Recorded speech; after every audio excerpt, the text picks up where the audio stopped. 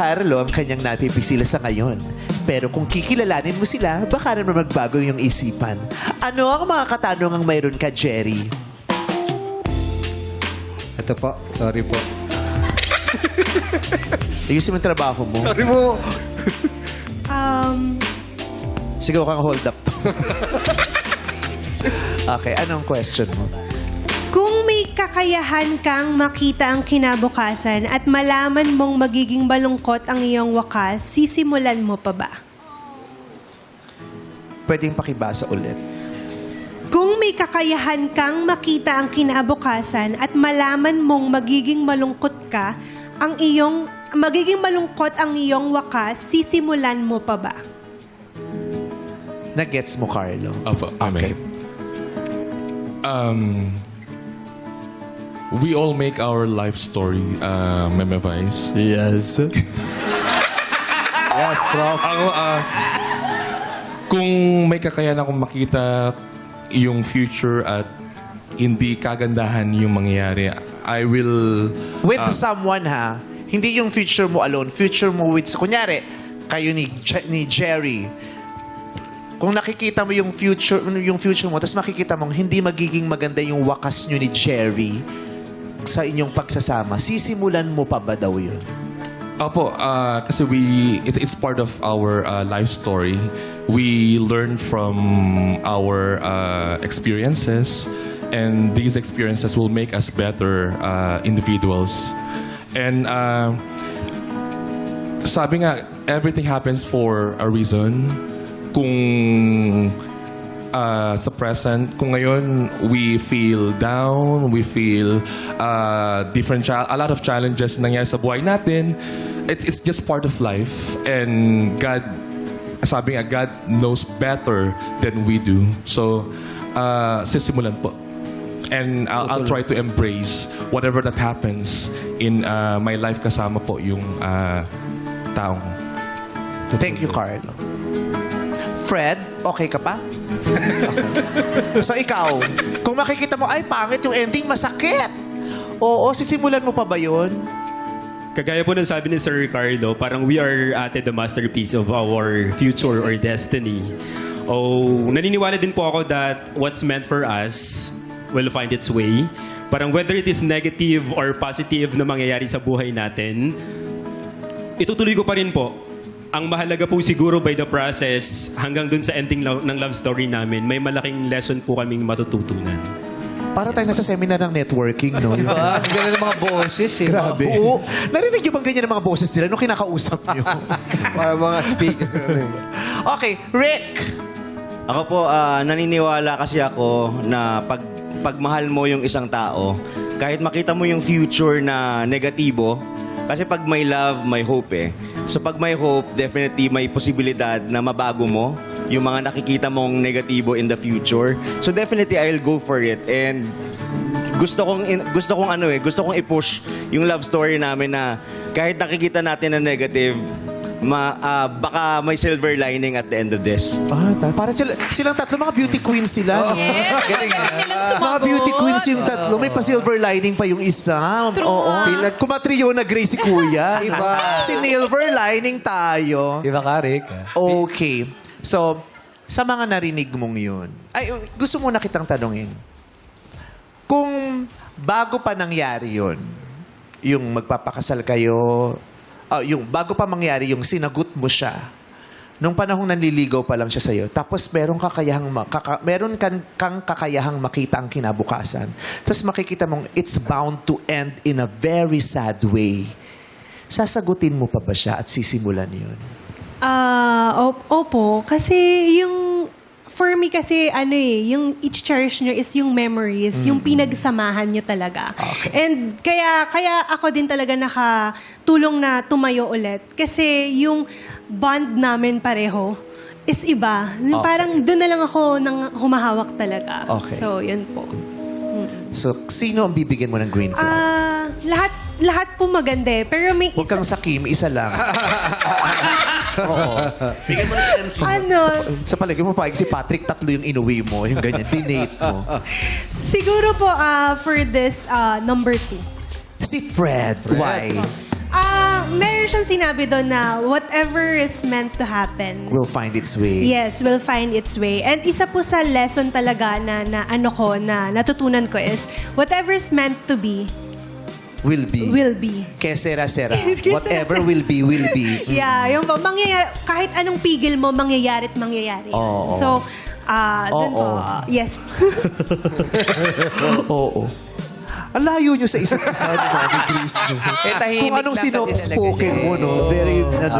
Very vocal naman si ano. Okay, enjoy ka lang. Okay, Mami Grace, okay sa yung decision ni Jerry? Si Fred daw po pinipili niya? Pwede na. Ay! Pwede na. Ang asim ni Mother! Pwede na si Fred! Ang ouchie. Anyway, congratulations, Fred. Meron kang green flag. Jerry, next question, please.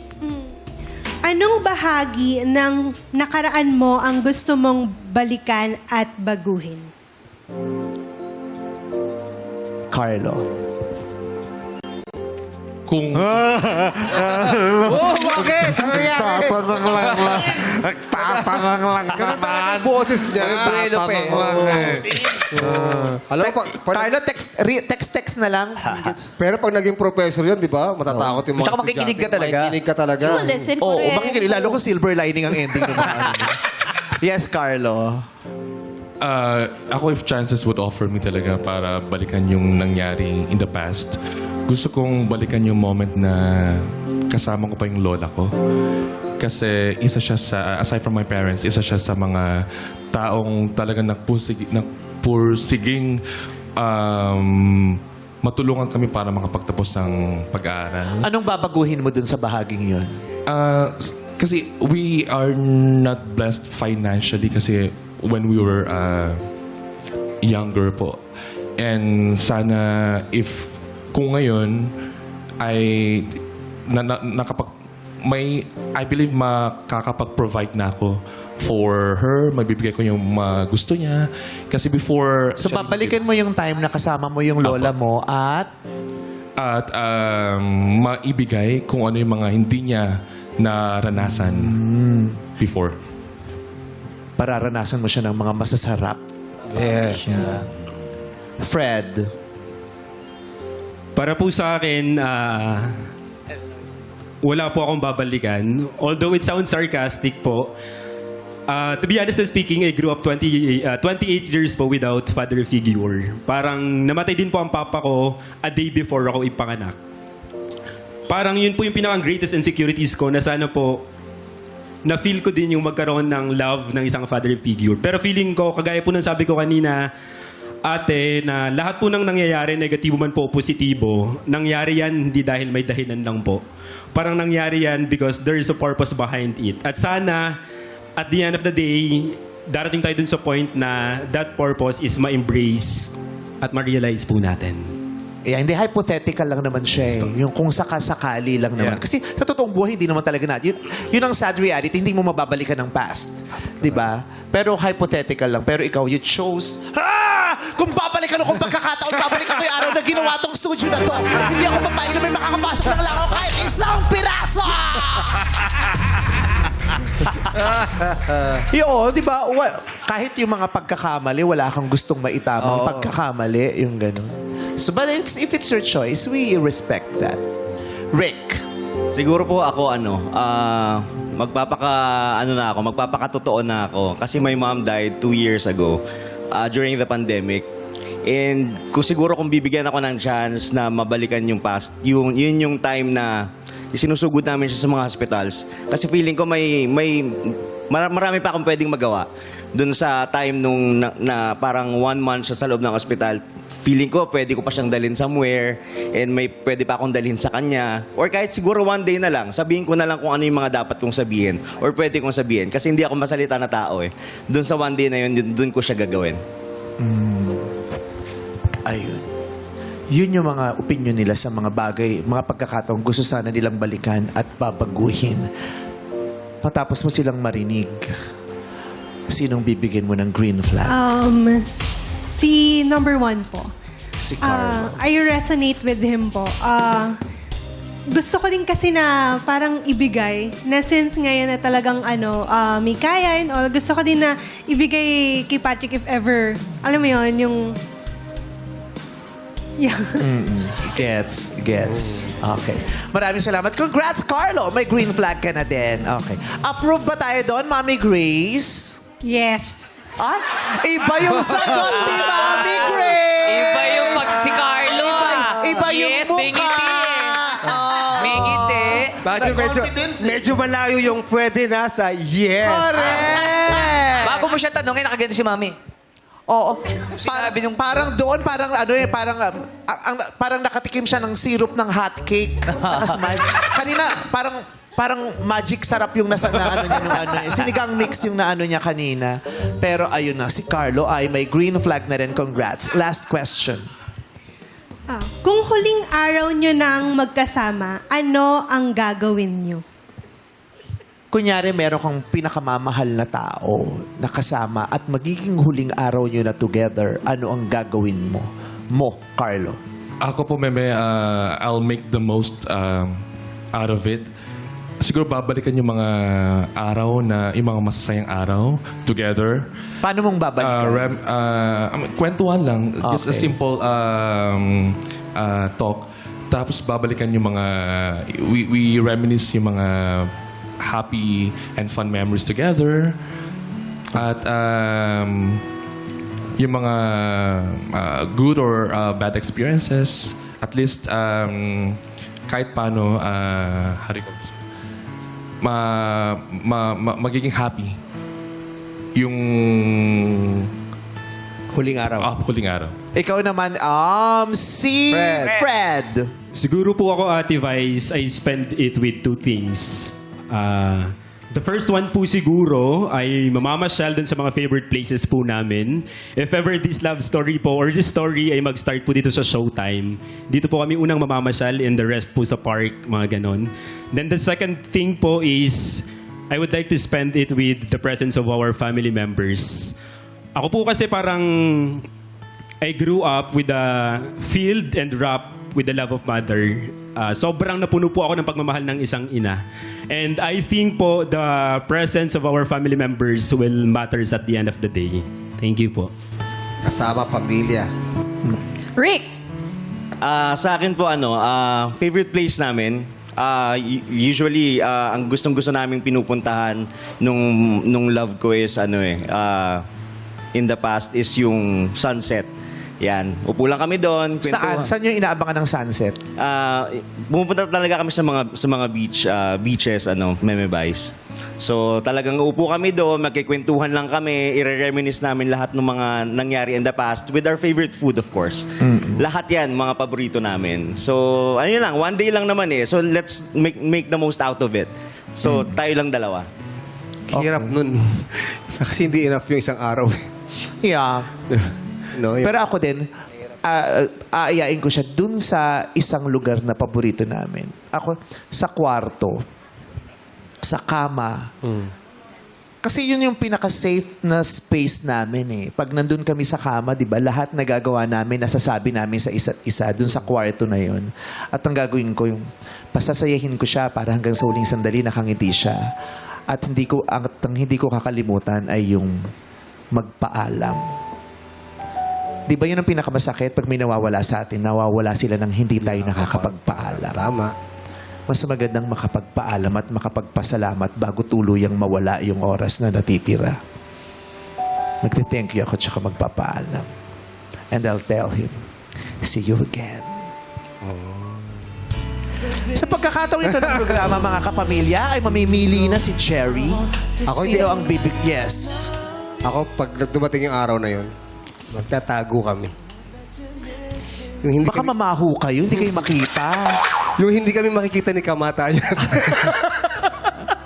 Para hindi kami mahanap. O, bahala ka dyan, napagod si Kamatayan.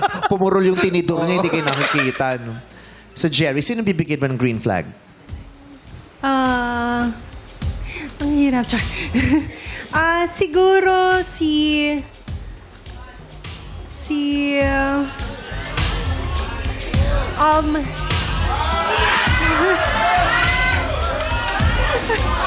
Naku, si mami mo nagre-react na, oh. May gusto siya ibulong eh. Oo. Mami, may gusto ka bang sabihin bago siya mag-decide? 1, 2, or 3, mami? 1. Ay, talaga namang tahas ang pinigas ni mami ang kanyang bet. Dahil pag di mo ito pinili yan, Jerry, magsisisi ka. Sila ang magde-date ni Juan, sabi ni Mami Grace. So, Jerry.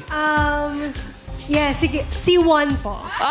Sinunod si Sinunod yung Mami. nanay. Masunuring bata. Very good. Congratulations, Professor Carlo. Kayo po ang nabigyan ng green flag at kayo makakadate ni Jerry. Eto naman ang mga hindi napili. Searching number 2. Fred, magpakilala ka na.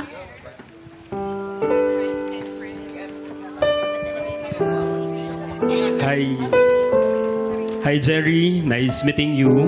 So, Sir Carlo is the best choice. So, kung ano man yung magiging journey niyo ni Sir Carlo, sana i-cherish niyo yung isa't isa. And if you need a friend to count on, I'm just here lang.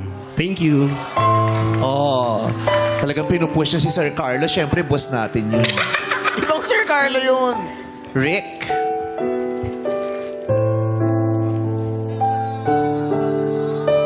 Hi, Jerry. Alam mo, Sir Carlo is the best choice also. Kasi nung kanina, magkakasama kami, napakabait niyan. So definitely, mag-enjoy ka dyan. For sure. Parang kasasaya nilang hindi sila napili, no? Pinupush talaga. Thank you, Rick.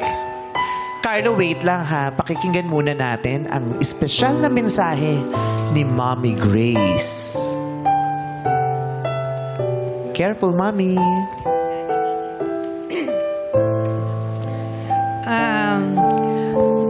I am forever grateful to God na binigay ka sa amin. Salamat at very supportive ka sa family. I love you, anak. Thank you, Mommy. Ano pong mensahe niyo naman kay Carlo, Mommy Grace? Personal pick mo yan.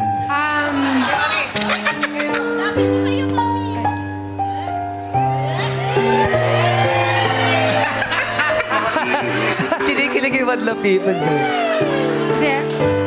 Una si Carlo kasi umpisa pa lang, kababayan ko pala siya. Kababayan, ibanag. Yun. At ang message ko sa iyo, Carlo, first and foremost, be yourself. Kind and respect to my daughter. Yun lang. Salamat po, ma'am. Thank you, Mommy Grace. Mami, ihatid niyo na po si Carlo sa kanyang upuan. Mami, pwede po kayong... Ayan. Thank you very much.